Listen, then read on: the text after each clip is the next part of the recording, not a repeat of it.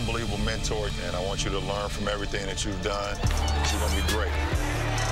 DN down court to Zyrie. You don't know how great you are. You're held prisoner to your circumstances. There was a moment where I took my circumstance and I let it empower me. I said, no longer why me, it became why not me.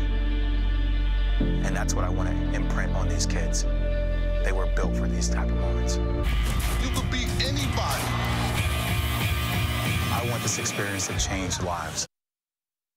Available right now on the NBA's official YouTube page is the documentary Best Shot.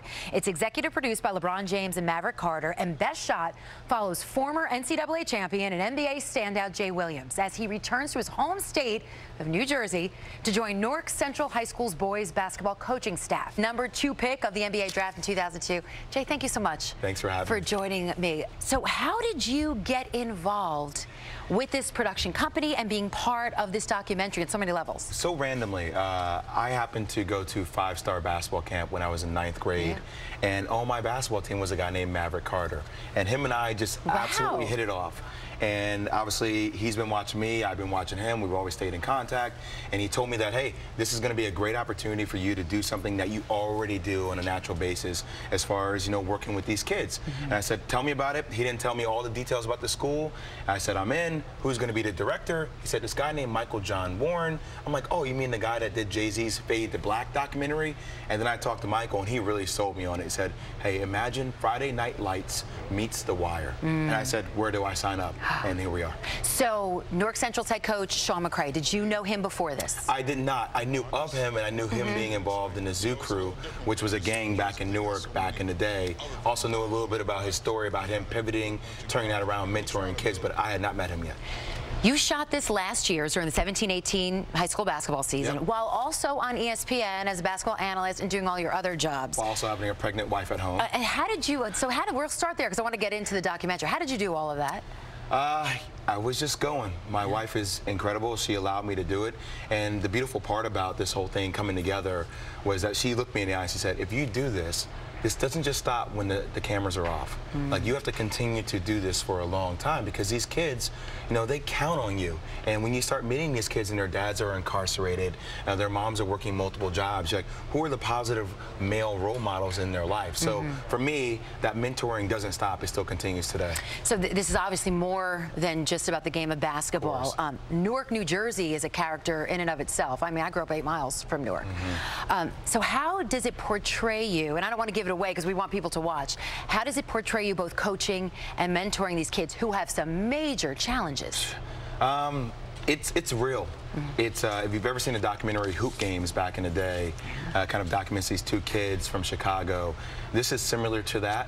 I don't know if any of these kids really have NBA potential. Potentially one, Zyrie Nutter, could be there one day. But I mean, you're dealing with kids who have different situations happening in their life. Isaiah, we call him Zay. He's been living by himself since he was 16 years old. He's lived in 14 different homes throughout the span of a couple of months. Another kid named Hadi, you watch him lose his dad live on the show. Wow. How does he deal with that? So all these kids have different circumstances that they're trying to figure out, and they don't have the pure support system to help them actually achieve their goals. So how do we lay down the blueprint for them to do so? You mentioned the kid that loses his father while you guys are filming. I mean, you went through a lot with your motorcycle accident and not being able to return to the NBA. Even though you went through all that, was there a certain storyline or a certain kid situation that was even like too much for you at times? I mean, you lose your father live on TV. I lost a friend this past year who was my age, 36 years old, and I almost broke down before I had to go on air. I can't imagine trying to handle that at 15, 16 years old when you're talking about your dad, right? So it was one of the saddest and one of the most beautiful moments at the same time because you feel this kid, and at that given moment, we all got up out of our seats on this bus. We're at the trip, and we all hug him and we all prayed together.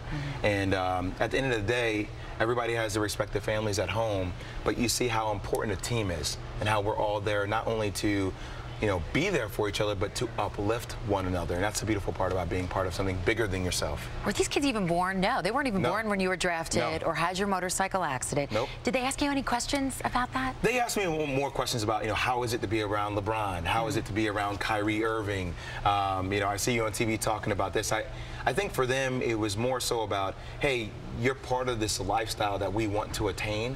And for me saying, okay, that's great that you see the end product, but let me show you all the hard work it took for me to actually get to that point. And by the way, when I'm dominating you in practice and I'm 36 years old on one leg, what is Stephen Curry going to do to you? So basketball is the hook in order to get you attracted to the life principles that you learn throughout the show. That's amazing. I was going to ask you where the basketball even fit in, but that's it. It's the hook, and it brings this group together because it's a unique group, too. Yeah, and you're showing these kids that, hey, okay, your dad is no longer around. You're living on your own since you were 16. Let those things empower you. That's the one beautiful part about my accident. People say, well, you had an unfortunate situation. I'm like, actually, it was more fortunate than anything that could ever happen to me in my life. It was the best gift.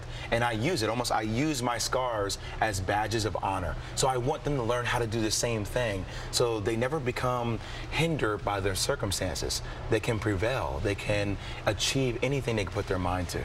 Jay, you wrote about this in your book, in your biography, your memoir.